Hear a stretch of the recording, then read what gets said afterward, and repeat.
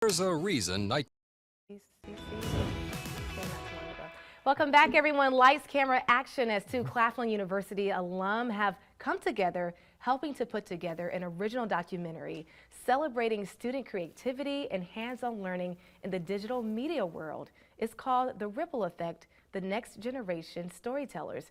Joining me now is Rashad Page, who is the CEO of Ripple Digital Solutions, and Avery Ledwell, who is the owner of Ledwell Visuals. Thank you so much for being here today. Thank you for having us. I will say that when I think about the school districts in the Midlands, Orangeburg County is one of my favorite to cover because the students are bright, the innovative technology and implementation of how they create entertainment with education is always so interesting, and you guys get to capture that in a documentary. What was the motivation behind it? Well, the motivation behind it was really to share a spotlight and show a spotlight on the great work that you said that Orangeburg County School District has been doing for years. And I think a lot of times when we think about South Carolina, we forget about Orangeburg County, but they've been doing great work for years. Yeah. And in this film, what can people expect, Avery?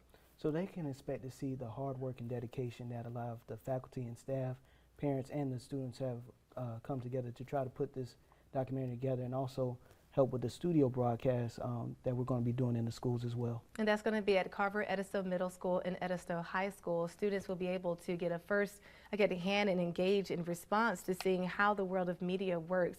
And why is this so important to you all? Why is this a passion project for you? So it was a passion project for me because when I was at Claflin University, I was an education major.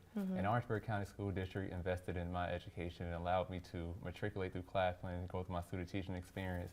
I think about all the students during that time, but I also think about the teachers that really invested in me and served as mentors and role models. So when it came back for this project and us collaborating and working together, I wanted to do something that gave back to that time when I was in Orangeburg.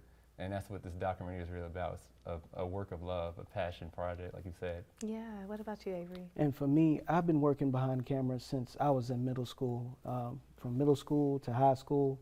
To getting my master's, getting my mass communications bachelor's degree at Claflin University, and into a role of broadcast journalism. So I know the importance of learning to do this, at an early age, and how that can really set you up for success in your career. That's good. And you guys are working with, and we're looking at some video there. Look at that, you guys in action. And you're working with young students in the district, right, to put on this documentary. Through this process and guiding them and being good examples for them, what are some of the response that you're seeing in the pride that they now have, probably even more in the school district that they're learning in? Definitely. Like the students, they are super excited about having studios at their schools. They're excited that they're now going to get that hands-on experience, and they have a deeper pride on being a part of the Carver Edisto Middle School or Edisto High School. Carver Edisto Middle School, they call their news station the Cougar News Network. Yeah. So they already have their branded news studio there. That's good. At Edisto High School, they have the newsroom banner. So they are taking immense pride in the school that they're from, the community they're from. Well, we're always looking to support our future journalists, especially here at WIS. And Avery, the title of this is Next Generation Storytellers. I think the name is obvious, but when you think about the thought process behind why you guys wanted to title this documentary as such, what comes to mind? I think when you think about it is, years ago there was a young Billie Jean Shaw that knew that one day you were going to be in front of the camera. So you did things and learned things to try to become that next person that other people will look at, or other young kids will look at and say, I want to be like her. I want to be able to, go in my community and report what's going on, tell the real stories that's happening and the local stories that's happening. And I think that kind of, puts in play with the title for this documentary. When I was doing it, I was just trying my best to make sure that the people that are in it and people who are going to see it will know the importance and the impact that having these studios for these children and the faculty and staff will have on the community.